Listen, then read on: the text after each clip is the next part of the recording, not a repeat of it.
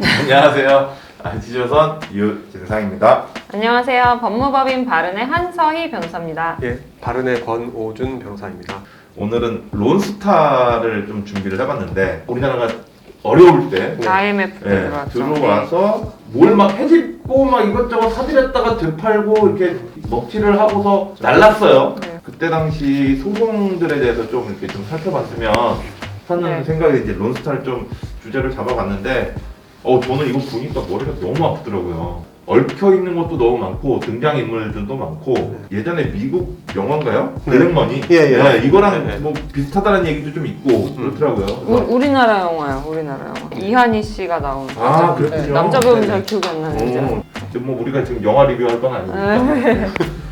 론스타가 걸렸던 소송들이 꽤 많은 걸로 알고 있는데 네. 좀 이렇게 굵직굵직하게 좀 이렇게 묶을 수 있을까요? 론스타에 대해서 저는 이번에 유튜브를 찍는 예. 그 의의를 먼저 한번 좀 말씀을 음. 드리고 가고 네, 싶어요. 네. 코로나 사태라는 네. 큰 위기가 왔다가 지금 이제 회복되는 국면에서 네. 지금 어떻게 보면 주식 시장이나 부동산 시장이나 엄청나게 지금 과열 양상을 보이고 있어요. 근데 이 론스타가 한국에 들어온 게 네. 이제 1997년 IMF. 정확히 IMF 외환위기가 온 직후였거든요. 네. IMF 외환위기가 온 이유도 뭐 여러 가지 이유가 있겠지만 결과적으로 자산에 버블이 생기고 뭐 여러 가지 너무 과열 양상이 띄어져서 그래서 이제 이렇게 들어왔던 거고 네. 그리고 론스타가 이제 나라에서 나간 것이 2008년 그 세계 금융위기가 왔을 때 네. 그 바로 전에 딱 나갔습니다. 음. 지금 이 과열 양상도 이런 역사적인 그런 사실을 좀 보면서 예 조금 이제 이 미래에 대해서도 조금 이게 참조할 만한 게 있지 않을까 알아두시는 것도 좋을 것 같아요 시청자분들이. 저는 생각지도 못한 의미를 보여주셔서 네. 저도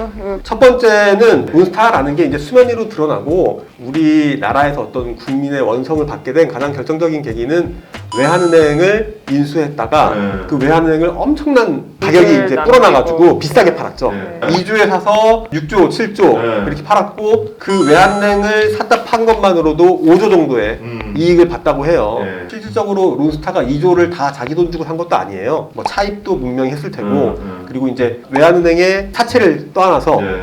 실질적으로 자기가 들어간 돈은 그렇게 많지 않았거든요. 그렇죠. 그것이 이제 밝혀지면서 론스타가 이제 우리나라에서 했던 여러 가지 그런 사업들이 다 밝혀지게 됐는데 근데 돈을 이렇게 많이 가져갔어 우리나라에서 IMF라는 이런 국가의 대난을 얘네들이 다 지금 그냥 꿀물만 다 빨아간 거잖아요 네. 실질적으로. 사건으로 정리를 네, 하면 사건으로 그러니까 네 가지. 네. BIS 비율을 일부러 의도적으로 낮췄다는 혐의로 이제 제기된 형사 사건이 하나 네, 있었고, 형사사건. 네. 두 번째로는 이제 여기 론스타 대표가 내외환 카드도 론스타에서 인수를 하거든요. 네. 그거를 이제 할 때 주가 조작했다. 주가 조작 그 혐의. 두 번째. 세 번째는 론스타가 세금을 많이 부과됐어요. 뭐 부동산 양도소득세와 관련된 것과 법인세 부과에 대해서 이제 조세 취소 소송이 제기가 됐었고 세금 너무 많이 받았다고 이제 네. 거기에 대해서 이의 제기하는 이의 제기? 예. 네. 하나 마지막 ISD 소송. 이제 외환은행 이거는 이제 처음 형사사건으로 들어가서 그쵸, 묶을 그쵸. 수 있는 네. 거죠? 이제 외환은행이 그때 당시에 이제 IMF 이후에 어떤 부실 채권이 계속 일어나다 보니까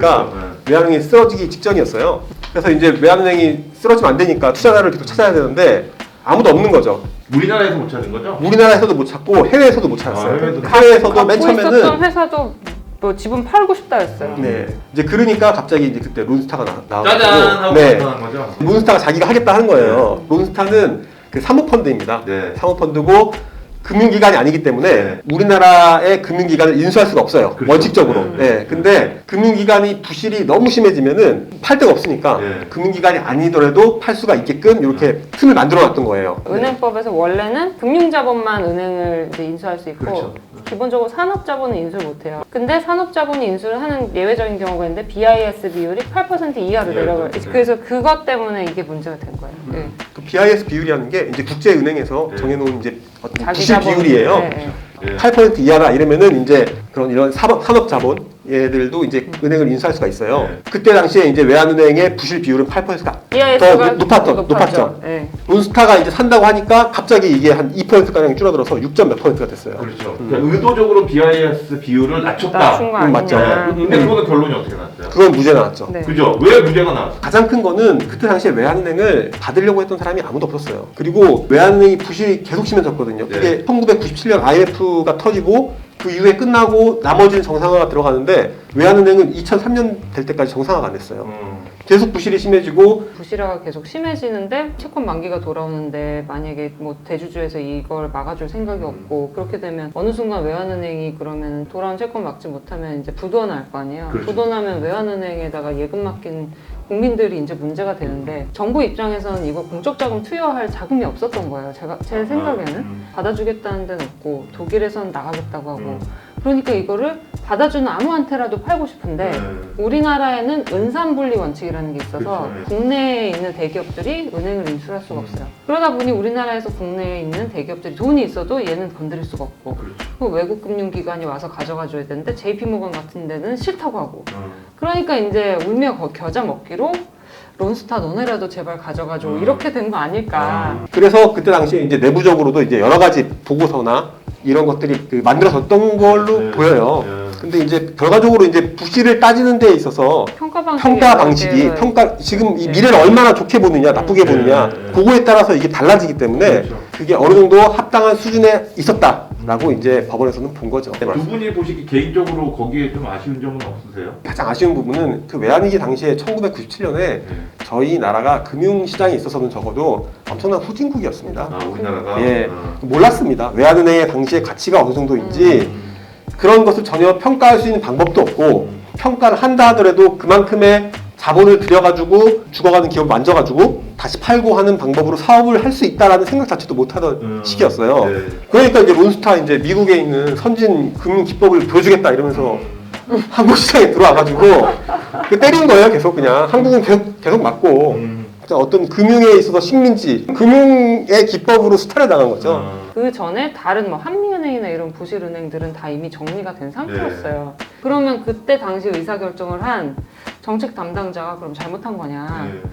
그거는 그 상황에서 나를 두고 봐도 이게 오히려 이 나라를 위한 결정이야 라고 생각했을지도 모르겠다는 생각은 드는 거죠. 근데 이제 결과적으로 우리나라는 아깝죠. 그렇죠.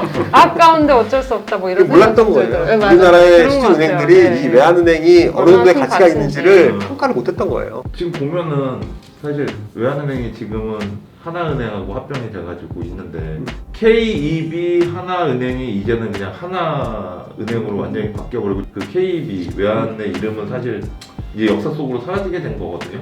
그 점은 조금 아쉬울 수도 있겠네요. 론스타가 사실 이 외환은행 뭐 필요하고 하기는 조금 애매한데. 참교육 제가 어느 유튜브 참교육이라고 정말 참교육을 당했다. 한국의 지탄을 받았던 가장 큰 이유가 이 펀드 성격 자체가 이제 헤지 펀드라고 해요.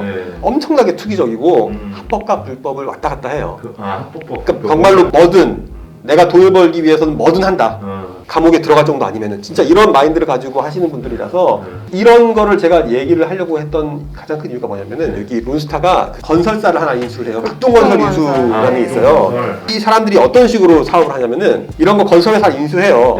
그럼 어떻게 하겠어요? 구조조정하잖아요. 직원들 다 잘라요. 그 다음에 거기 있는 부동산을 팔아요. 부동산을 팔면은 그러니까 자산을 계속 줄이는 거예요. 자기의 자산을. 그러면 자산에 대한 이익이 높아질 거 아니에요. 현금이 많아지는 거예요? 회사는? 네, 현금 많아지고 그 현금을 계속 배당해버려요. 자기가 다 가져가. 자기가 가져가는 거. 이런 식으로 이제 하다 보니까 사실 우리나라의 경제에는 엄청나게 안 좋죠. 요땐 또 이제 검찰에서는 사실 변모 국장님한테 로비를 많이 했다는 걸로 이게 기소가 된 걸로 알고 있어요. 근데 막 배임죄 문제가 됐었던 게 수사팀에서는 이제 뭐 외환은행 평가할 때 론스타 측에서 담당자와 고등학교 동창인 변호사님을 통해서 그 국장님에게 로비를 해서 결국에는 평가 자료가 전체 이제 의사결정하는 회의에 자료가 제출된 거다. 이렇게 봤던 거고 그런 면에서 평가 자체를 낮춘 보고서를 제출하도록 선을 된 거, 연결한 거다. 뭐 이게 아마 핵심이었던 것 같고. 근데 법원에서 뭐 그 과정은 어떻게 평가되는지 모르겠고 어쨌든 근데 그 보고서 자체가 허위 조작된 거라고 보기는 어렵기 때문에 그래서 결과적으로 배임되기 어렵다. 또 한 번 합법 불법을 왔다 갔다 하면서 한 게 이제 외환은행하고 외환카드를 합병을 하려고 해요. 합병하려면 합병에 대한 비용이 있을 거 아니에요. 외환카드가 이제 피합병회사죠. 어떤 가치를 낮추면 낮출수록 외환은행은 외환카드를 쉽게 가져올 수 있잖아요. 그러니까 얘네들이 외환카드를 주가를 낮추기 위해서 외환카드가 감자한다더라 라는 말을 허위 해요. 소문을 유포한 거네요. 감자라는 게 이제 내가 주식을 5만 원짜리 하나 가지고 있었는데 갑자기 이게 그러니까 표면 금액이 절반이 되는 거예요. 25,000원이 돼버리는 거예요. 이 감자를 한다는 것은 기본적으로 기업이 엄청나게 경영이 안 좋다라는 네. 사인이에요. 그러다 보니까 그때 이제 외환카드가 주가가 폭락하면서 그러면서 이제 또 론스타가 엄청나게 이득을 봤죠. 그걸로 이제 기소가 돼가지고 네. 이거는 뭐 유죄가 나왔습니다. 유죄는 네. 의도하고 작정을 하고 덤볐다라는 거를 네. 법원에서도 이제 인정을 한 게 되겠네요. 예, 맞습니다. 네네. 1심에서는 유죄로 했다가 항소심에서는 무죄가 됐다. 대법원 가서 다시 유죄가 돼서 그래서 결과적으로는 실형을 네. 이 대표가 실형을 살게 돼요. 이 외환카드에서 실제로 감자를 할 수 있는지 요청을 해요. 이제 법원에서는 이제 그거를 어떻게 보냐의 관점이었던 것 같아요. 이제 무죄를 했던 항소심 같은 경우에는 야, 이 감자 요청을 했으면은 그때 당시에 정말로 감자할 생각이 있었던 거 아니야? 이렇게 이제 봤던 거죠. 근데 이제 대법원에서 어떻게 본 거냐면은 감자 요청을 하는데 감자가 이제 어떤 법정 절차가 있을 거 아닙니까? 요건이 몇 % 이렇게 되는데 그거보다 훨씬 더 양호한 상태였음에도 아니었다. 불구하고 감자 요청을 했던 거죠. 그래서 실질적으로 그걸 다 알고 있으면서도 감자 생각 없이 그냥 외관만 꾸미고 그렇게 그 다음에 하는 소문을 거라고? 퍼뜨린 거다 이렇게 봐가지고 결과적으로 3년형을 받고 복역을 다 하셨습니다. 근데 네. 3년이면 비용 대비 괜찮은 거 아니에요? 그거 성공 부수가 상당했을 것 엄청 같은데. 뭐 이분 자체도 뭐 수천억 돈 많이 정도의 뭐 버셨겠죠. 돈을 벌었다고 음. 그렇게 뭐 추정이 되고 있더라고요. 근데 사실 저라면 안 할 것 같아요. 근데 왜요? 3년에 나 만약에 그거 안 해도 돈 많이 버시는 분일 텐데요. 아무리 돈을 많이 받다 해도 뭐 네. 연봉이 뭐 얼마나 되겠습니까? 근데 이분이 그래요? 실질적으로 이거를 해가지고 돈을 번 게 뭐 수백억에서 뭐 천억 그러니까. 넘게 이런 단위로기 때문에 그래도 난 3년. 아니 근데 일년이면 이거는 좀- 진짜 되게 심각하게 생각해야 되는 게요. 네네네. 그러니까 이게 좀 조금 된 조사인데 네. 얼마를 주면 네가 가서 감옥에 가 있을래 그랬을 때 그때 1억이었나? 1억 주면은 1억이요? 1억. 그러니까 학생들 대상으로 몇 년을요? 몇 년? 중요하죠. 3년을요? 3년에 1억. 구치소랑 아니, 교도소가 어떤 데인지 정확하게 몰라서 기억은 그럴 안 거예요. 나는데 그때 그런 그냥- 상문이 그냥 있었어요. 아니 근데 저는 네. 솔직히 1억은 좀 그렇고 네. 한 10억 주면 한 1년은 가 있었어요. 저도 아내랑 그런 얘기 많이 했거든요. 난 싫어. 10억에 1년. 그 대신 30억에 3년은 싫어요. 아, 10억에 1년은 괜찮아. 딱 1년만. 또 길게는 싫구나. 참을 수 있는 한도가 1년일 것 같아요. 아, 네. 저희 집사람이 요즘에 그 정인이 사건 때문에 좀 많이 흥분을 했는데 요지는 뭐냐면 구치소 사진이 떠돌아다니더라고요. 거기에 보면은 뭐 창문도 있고 따뜻하고 살만하다 이거요? 살만한 아유 이제. 그건 아닌 것 같은데. 근데 뭐 그런 거 보니까 우리 집사람이 더 그래요? 열받은 거예요. 막 무슨 왜 국민 세금으로 이렇게 호화롭지는 않지만 네. 그래도 이렇게 교도소고 구치소고가 좀 불편해야 되는데 불편해 보이지가 않냐 그러면서 이제 좀 열을 내더라고요. 그러니까 저도 잘 모르니까 그냥 에이 10억에 1년 이렇게 쉽게 말씀을 드린 거고 권 변호사님은 뭔가 아시니까 내가 3년은 못 가 이 말씀하신 거잖아요 지금. 네, 맞습니다. 가만- 이 악물고 1년 버티는 네. 걸로. 근데 적경 가보면 진짜 변호사가 적겨 놓는 걸 되게 나올 수 있는 거의 자유로운 시간이라고 생각하셔갖고 아 그래요? 굉장히 막 그 고마워하시거든요. 아. 근데 이 분들이 이제 형이 완전히 이게 확정되기 전이기 때문에 네. 이러다가 이제 무죄로 풀려날 수도 있고 집행유예로 풀려날 수도 있어요. 근데 네. 그 기간 동안 이제 거기 안에서 이제 그쵸 좁은 공간에서 화장실도 공동으로 쓰고 막 이런 생활을 안 하다가 하니까 거의 뭐 정신이 아, 정말 그래요? 나갈 것 같이 힘들어하세요. 맞아요. 네. 그런 거 보면 저는 10억은 택도 없어요. 또 궁금한 게 네. 심각한 범죄를 저지른 사람들하고 네네. 경제사범들하고 다 다른 교도소에 있다라고 알고 있는데 네, 맞아요? 네네, 조금 갈려있긴 한데 네. 우리나라에서는 그렇게 막 엄청나게 구분을 하고 있진 않고요. 아, 그래요? 네, 근데 예전에는 그런 게 있었어요. 근데 요즘에는 좀 없어 보이는 추세인 것 같던데. 그래서 저는 경제사범을 많이 해가지고 경제사범들은 자기들 비슷한 동종끼리 많이 모여있다고 하더라고요. 그래서 뭐 가면은 뭐 새로운 수법도 배우고 막 서로 정보 공유하고 막 이런다는 얘기를 저는 들어서 거기 들어가서 이제 형 동생을 많이 만들고 이제 갔다 오면은 이제 그분들끼리 다시 같이 가요. 네, 만약에 뭐 이제 서로 도움 주고받고 막 이런다고 갱생을 하지 못하신 분들은 이제 그렇게 많이. 그래서 예전에 그게 또 많이 문제가 됐었어요. 요즘에 어린 친구들 있잖아요. 갓 성년된 친구들. 그런 분들이 실수로 한번 사회에서 어떤 잘못을 해요. 그러면은 그거를 갱생을 시켜서 나와야 되는데 네. 교도소에 보내놓으니까 실질적으로 범죄 수법만 더 배워서 온다는 거예요. 그러니까 업그레이드돼서 그렇죠. 온다고요. 형 동생들 더 많이 만들어가지고 이제 예전보다는 훨씬 더 조직적으로 이제 네. 범죄를 할 수 있게끔 그런 거를 이제 다 분리해서 안타깝네. 수용을 해야 된다 이런 부분이 있는데 지금 우리나라에서는 그렇게까지 엄정하게 되고 있는 것 같지는 않아요. 네, 네. 얘기가 너무 산으로 갑자기 네. 교정제도에 대한 이야기까지.